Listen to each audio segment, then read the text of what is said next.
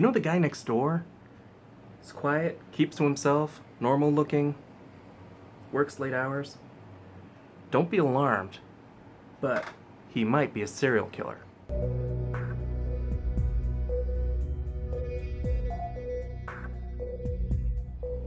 And we do love serial killers. Freddy Krueger, Patrick Bateman, Liam Neeson.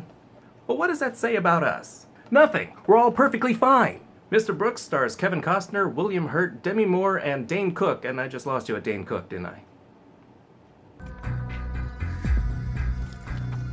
Earl Brooks is an ordinary man with a secret. No, it's not a second family in another town. He's a murderer known as the Thumbprint Killer. Costner plays him as a sympathetic character. He has an addiction. He attends 12-step programs. He wants to stop, but addiction calls. Murder is a lot like Pringles, or Milanos.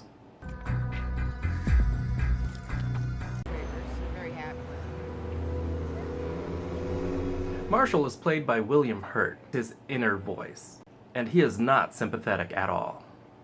He's the devil on Mr. Brooks' shoulder, and there's no angel. He shows how he works things out. He put them in a safety deposit box. But I'll bet the box is at the bank where he keeps his checking account.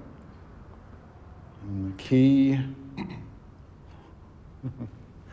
is on his keychain. Fun fact, the word marshal means to organize or lead people. A little on the nose. But being on the wagon sucks, and Marshall convinces Mr. Brooks to come out of retirement for one last time. He gets that rush when he kills, a lot like drugs. I hope that's drugs, or else that's Costner's O-face.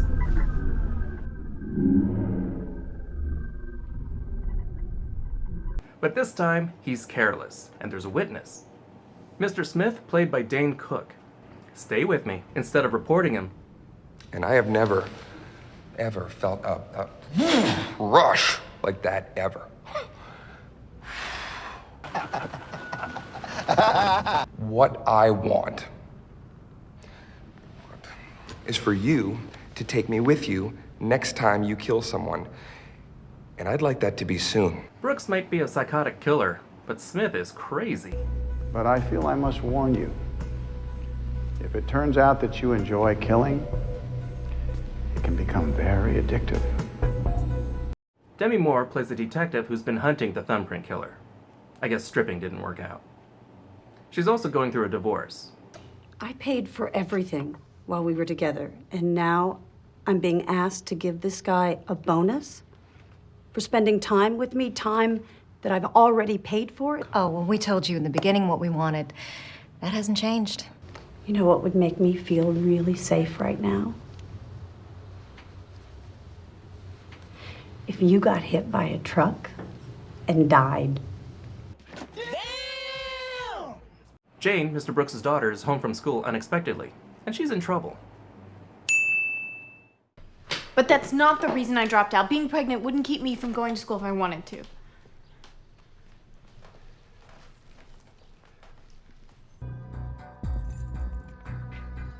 So Mr. Brooks takes Mr. Smith shopping.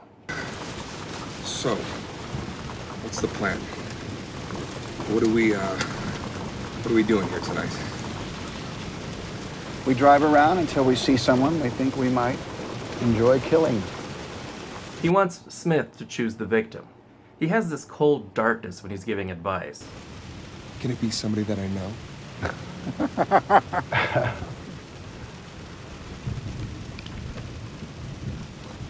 No.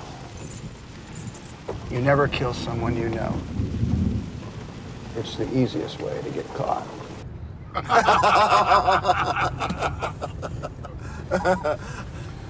But the police come sniffing around, and apparently there's been a murder at his daughter's school. She's a person of interest.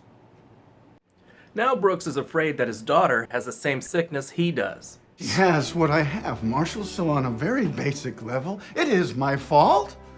Not this brings too much attention to them, especially with Mr. Brooks taking on an intern. So he stages a copycat killing, giving his daughter an alibi. The things a father would do for his child. So keep those cards coming, kids. Demi Moore's plot and character feels tacked on. There's a kidnapping attempt, her ex-husband's making demands on their divorce. During her investigation, she puts very little heat on Mr. Smith and none on Brooks. What is it that you have to tell me? What do you mean? I don't have anything to tell you. She does not add any urgency to the situation. And she gets most of the action beats. And without her, we'd probably have very little action in this movie. Wow, Jim Gaffigan is pissed?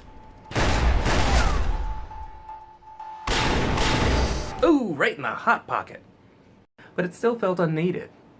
I wouldn't miss it if it were removed.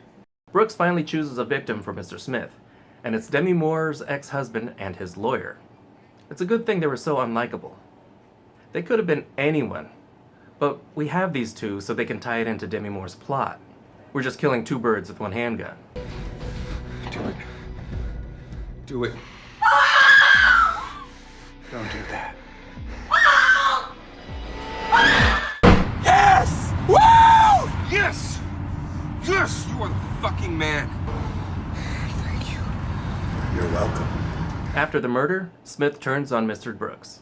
But Brooks realizes he can't stop, and the only way he can do that is if Mr. Smith kills him. So they go to a convenient graveyard with an even more convenient open grave. So here Brooks is ready to die.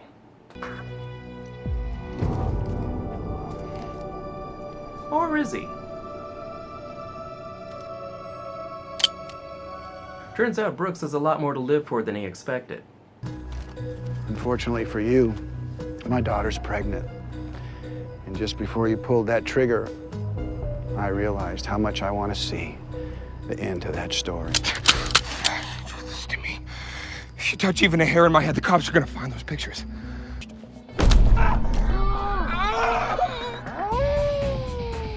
Hurts, doesn't it? Don't laugh! Van Damme. So Mr. Brooks gets away clean. Or does he? He's still wondering if his daughter's a killer. But we never get a reveal or a flashback. And Brooks is right back where we found him in the beginning, helplessly praying for the strength to stop. Kevin Costner was effective in this role. He was an emotionally deadened character. I know, big stretch. The only time we see him alive is when he's killing, stalking, or interacting with Marshall. Brooks is cold, even when he's so desperately trying to be normal. But Dane Cook surprised me as Mr. Smith. He's serious, he was a creep, I know, big stretch, no animal noises, and he didn't try to slip any stand-up into his lines. But Demi Moore kind of slowed the movie down and she stole the focus. Her parts do drag on at times, and I think if they were removed from the movie entirely, the movie would be better. But I still enjoyed this movie. Did I mention Dane Cook dies? But I think the daughter should have been the blackmailer. It would have given a whole new meaning to Take Your Daughter to Work Day. And it's just nice when parents do things with their kids.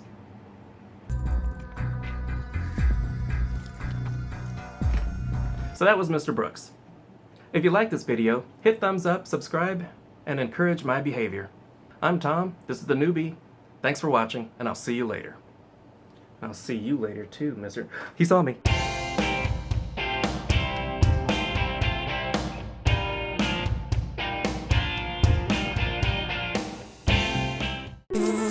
Quack.